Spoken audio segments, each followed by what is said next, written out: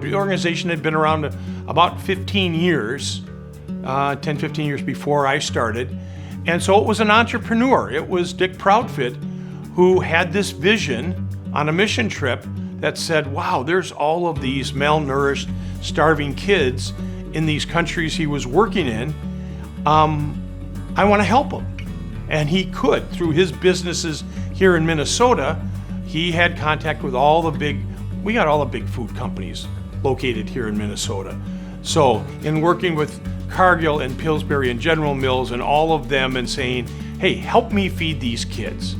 And so a lot of trial and error in the early years of sending surplus food overseas, our stuff, cookies, crackers, granola bars, all those things, stick them in a container, send them over there. That's not what these kids needed. And so Dr. Fulmer, head scientist at Cargill, got involved with the organization and said, we can solve this.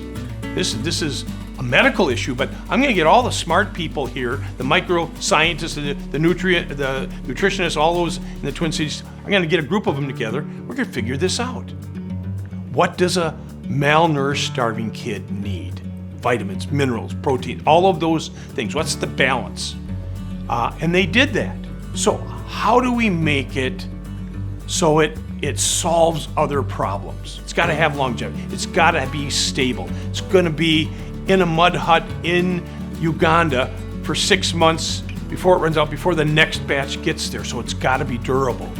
We want it to taste good. We want it to be easy on the digestive system. And the food does. It's easily adaptable.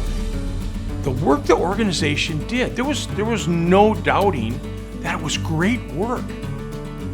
They just couldn't grow it. They couldn't, and it was baffling. And so the board in '03 decided to look for some new leadership and maybe recenter the organization with Christ at the center. And in that process is when I got really contacted by the search firm. You know, we went through that whole process, started some months later in the early part of '04. And I saw his blessings right away.